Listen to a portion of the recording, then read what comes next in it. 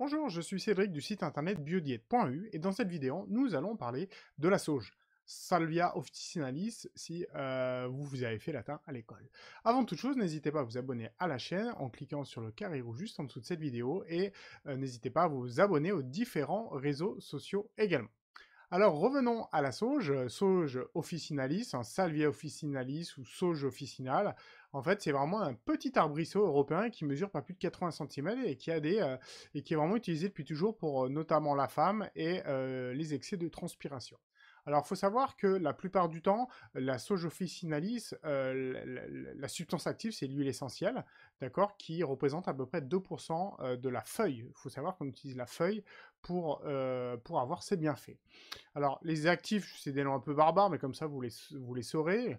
Notamment, c'est la thujone, le cinéole, vous avez le camphre, des tanins et de la microsalvine, qui lui donnent vraiment deux principales utilisations. On va les voir tout de suite. La première utilisation vraiment depuis toujours et qui est remarquablement efficace, c'est vraiment les effets contre la transpiration et notamment en fait les odeurs qui en résultent, si on peut dire. En fait, la sauge est un désinfectant assez puissant, et vous savez peut-être, mais les odeurs de transpiration proviennent la plupart du temps en fait du développement bactérien. Et comme vous avez la sauge, une molécule, en fait des molécules, des actifs vraiment naturels qui stoppent le développement bactérien, bah, mathématiquement, on a moins de bactéries. De ce fait-là, eh ben, on a tout simplement moins d'odeurs.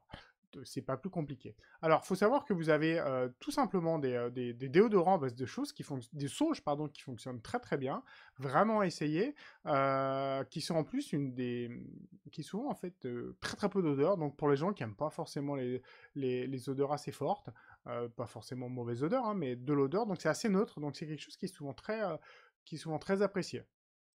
Alors, faut savoir que si vraiment vous avez des soucis, si on peut dire des soucis de transpiration, vous pouvez toujours en fait utiliser donc le déodorant pardon à base de sauge et également boire des infusions plusieurs fois par jour ou plusieurs fois par semaine, ça dépend de voir. Comme ça, vous optimiserez également vraiment l'effet du développement bactérien. D'accord?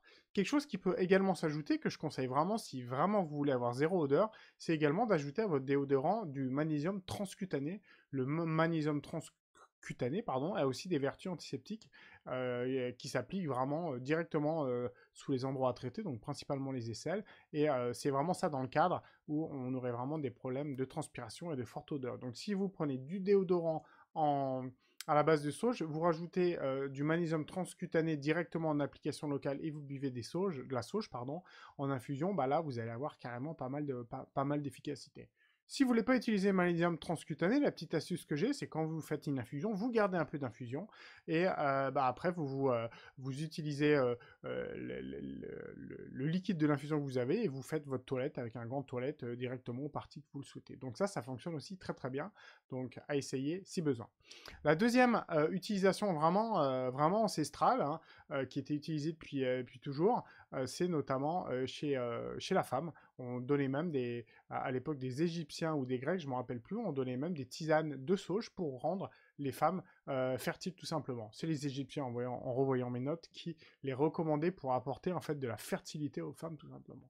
De manière globale, ça on n'a pas d'études, c'est toujours très difficile à mesurer la fertilité d'une personne ou pas, mais on sait que les tisanes de sauge ont une action notamment sur les aménorrhées. Donc aménorrhée, c'est une absence totale de règles. Les dysménorrhées, c'est-à-dire que vous avez des règles qui sont complètement irrégulières, ou même des leucorrhées, c'est-à-dire les leucorrhées, ça peut être notamment très peu de règles ou des pertes plutôt blanches qui sont importantes. C'est même davantage des pertes blanches que peu de règles, pour être très précis. Voilà, donc ça c'est vraiment les deux utilisations principales, c'est chez la femme et notamment pour la transpiration, pardon. Mais on a également des utilisations traditionnelles qui font que sur la digestion, ça fonctionne très bien. Donc vous pouvez très bien boire de la sauge après un repas pour mieux digérer. Ça fonctionne également sur la mémoire et sur tout le tube digestif et toutes les muqueuses inflammatoires, enfin qui sont inflammées. La sauge aurait un effet. Vraiment là, c'est ancestral. Peut-être d'autres études seraient nécessaires pour valider tout ça, mais on sait que ça fonctionne très bien si on écoute nos aïeux. Voilà, vous en savez un peu plus sur la sauge, que je vous rappelle Salvia officinale ou sauge officinale, qui fonctionne encore très très bien, encore un don de la nature qui est super. Voilà, j'espère que vous avez appris quelque chose avec cette vidéo et je vous dis à très bientôt. Bonne journée, au revoir.